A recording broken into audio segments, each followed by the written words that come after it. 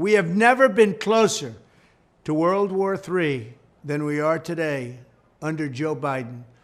A global conflict between nuclear-armed powers would mean death and destruction on a scale unmatched in human history. It would be nuclear Armageddon.